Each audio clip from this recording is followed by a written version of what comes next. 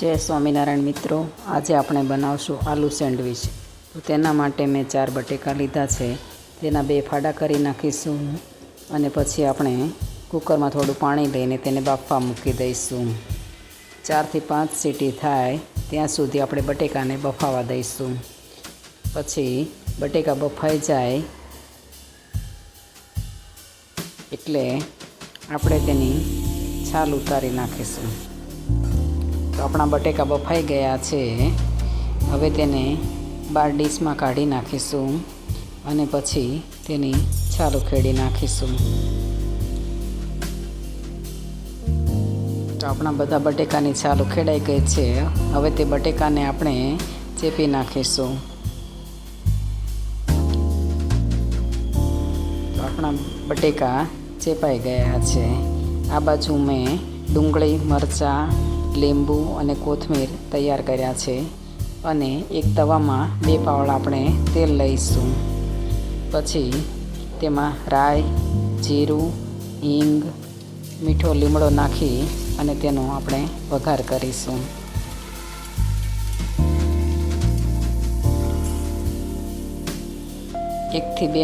એમાં અડધી ચમચી આપણે મીઠું નાખીશું.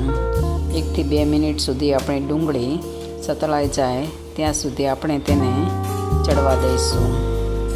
તો આપણી ડુંગળી હવે ચડી જવા આવી છે. હવે તેમાં બટેકાનો આપણે માવો નાખી દઈશું. પછી તેમાં 1 ચમચી હળદર, 1 ચમચી મરચું, 1 ચમચી મીઠું અને 1 ચમચી આપણે ધાણા જીરું નાખીશું. તેમાં અડધું લીંબુ નીચોવીશું. પછી તેમાં અડધી ચમચી આપણે ગરમ મસાલો નાખીશું.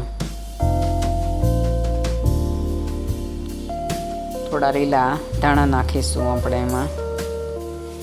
પછી બધું એની અંદર ચેપી અને બધું હલાવી નાખીશું આપણે. તો આપણો મસાલો તૈયાર થઈ ગયો છે. હવે તેને બ્રેડ ઉપર આપણે એક બાજુ લાલ ચટણી અને એક બાજુ આપણે ગ્રીન ચટણી લગાવીશું. પછી તેના ઉપર આપણે બટેકાનો માવો લગાવીશું. પછી તેના ઉપર બ્રેડ મૂકી દઈશું અને તે બંને બ્રેડ આપણે ટોસ્ટરમાં મૂકી દઈશું.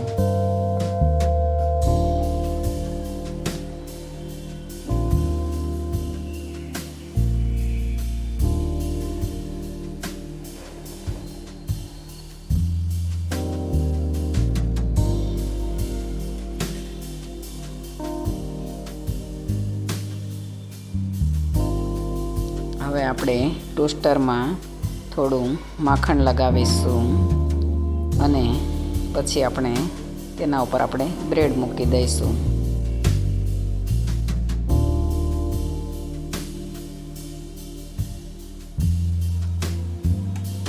1 થી 2 મિનિટ થશે એટલે આપણી સેન્ડવિચ તૈયાર થઈ જશે.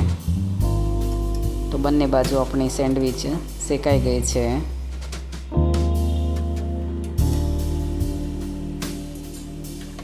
થોડી ક્રિસ્પી થાય તે માટે થોડી વાર આપણે રહેવા દઈશું.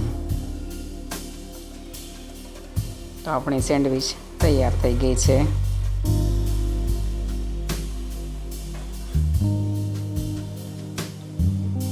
તેના આપણે 2 ભાગ કરી નાખીશું.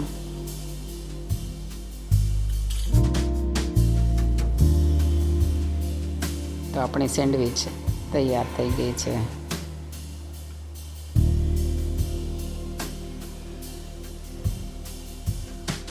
હવે તેને આપણે ગ્રીન ચટણી અને ટોમેટો કેચઅપ સાથે સર્વ કરીશું.